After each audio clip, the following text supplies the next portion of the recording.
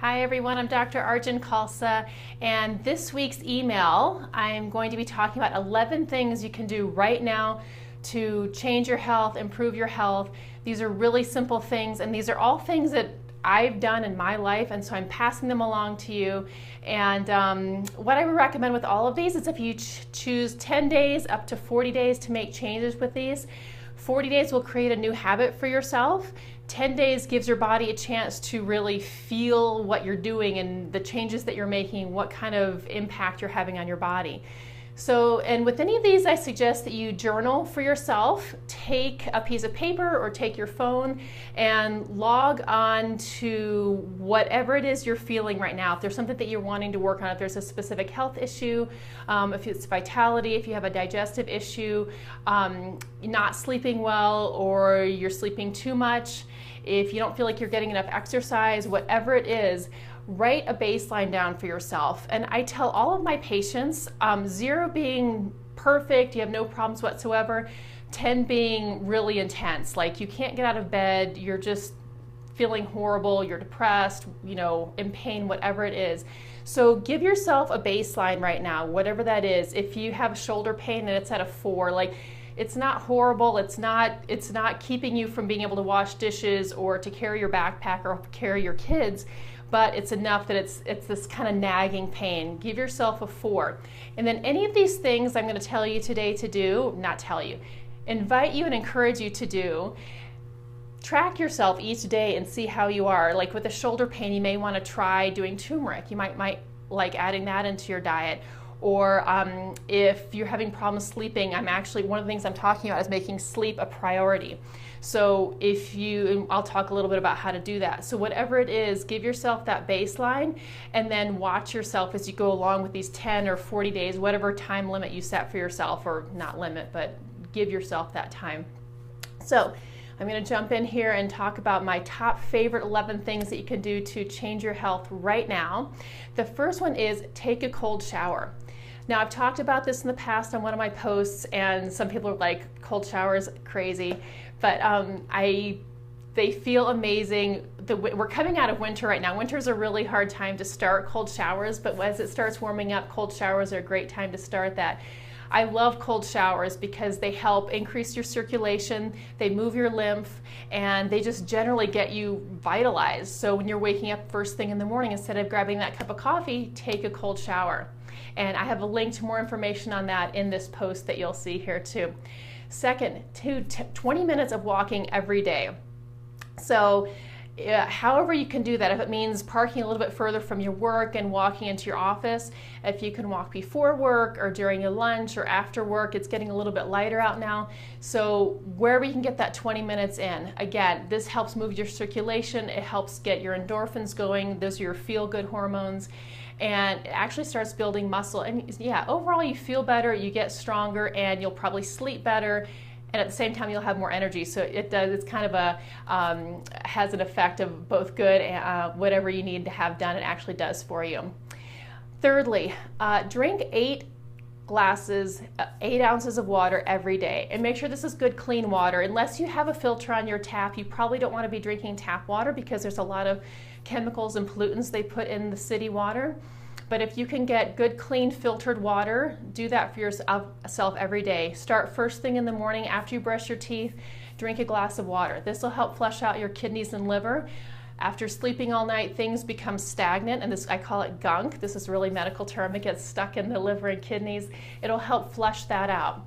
So first thing in the morning, before you eat, drink. Try not to drink during your meals because that dilutes your stomach acids and your food doesn't digest as easily and as well. So drink before you eat and then throughout the day. And what I tell people is that you want to be going to the bathroom once every hour to 2 hours. And a good way to check if you're drinking enough is check the color of your urine. If it's clear, then you're probably drinking enough. If it's dark and cloudy, you're probably not drinking enough. So adding 8 glasses of water every day. And I would also like to put in there my little environmental and also health tidbit is I really encourage you not to drink out of plastic bottles. Plastic bottles are covering our oceans. We pick up garbage near our house. I pick up a lot of plastic bottles. So either get yourself a glass jar, either you can even use an old food jar or invest in a glass jar or stainless steel. Drink out of that. Please don't drink out of plastic, because also the plastics are not good for our hormones and our bodies either. Next one is change out your cleaning products. So if you are using things like Pine Sol and Clorox cleanup, try shifting these out to do more biodegradable plant-based cleaning products. On this post, you'll see a link to a website where you can actually check the rating of your cleaning product and where it rates as far as toxicity levels go.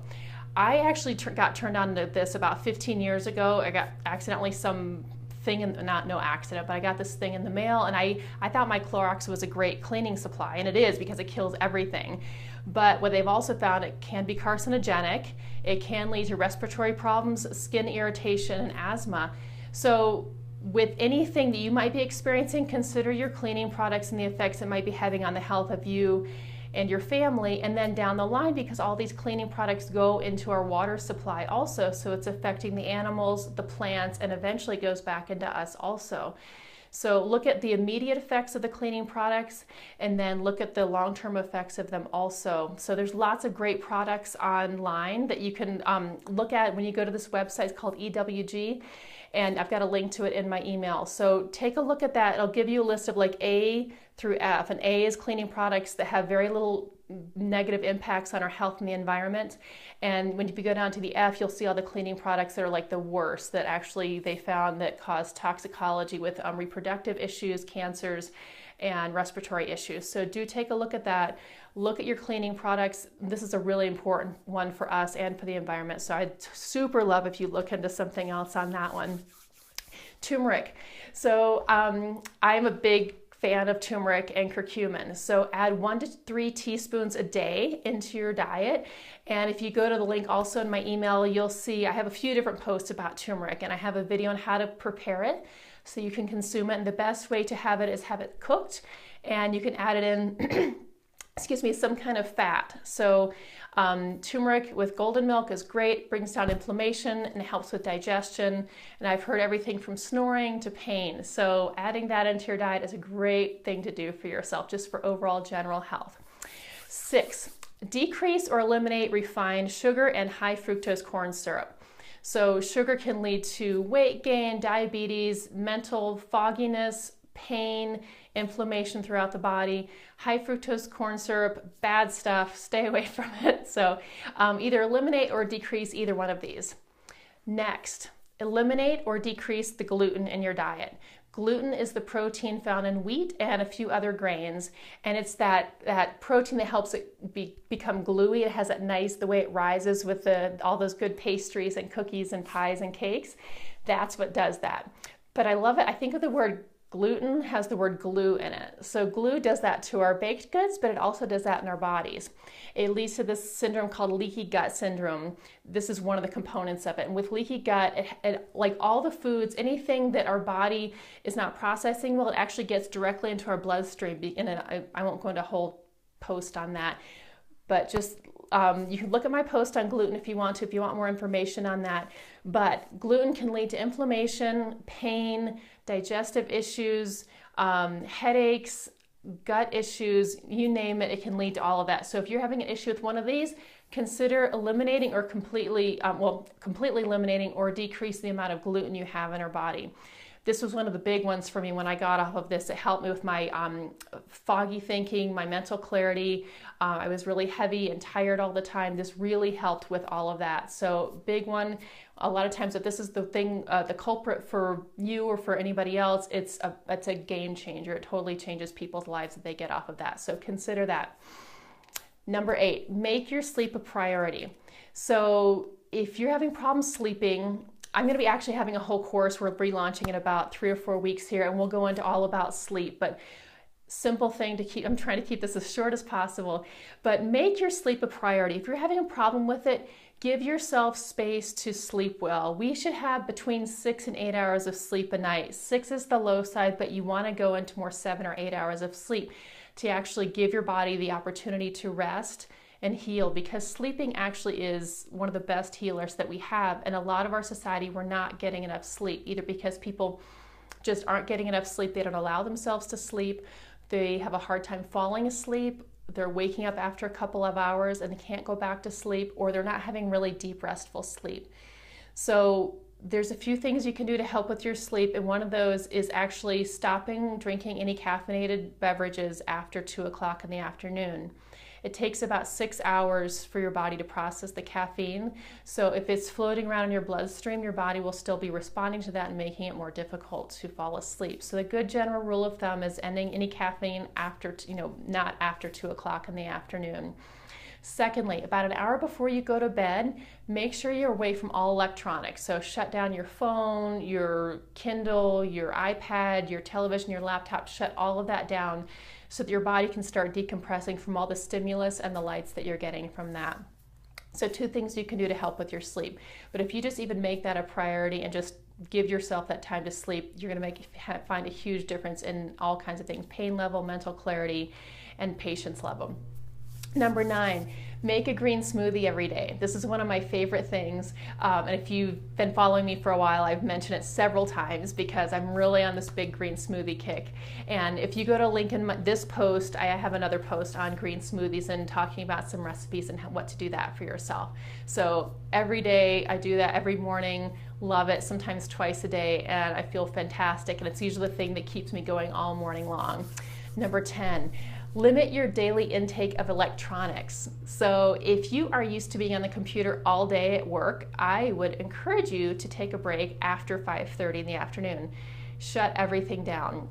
Electronics, the phone, iPad, laptop computers, they have this electromagnetic radiation which affects our bodies. So if you are on electronics a lot, make sure you get into water every day, either a bath or a shower, hot tub, pool, something, just to get that electromagnetic radiation away from your system. But also, if you can stay off of it as much as possible, I would highly suggest that you do that.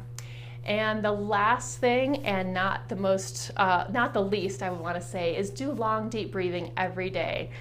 This is taking 3 to 11 minutes for yourself every day, just to give yourself, close your eyes, straighten your spine, shoulders back, really giving yourself that time of introspection so that you can really consider your day. If you do it first thing in the morning, giving yourself time to think about your day and set yourself for the day, hopefully setting positive intentions for yourself and the world.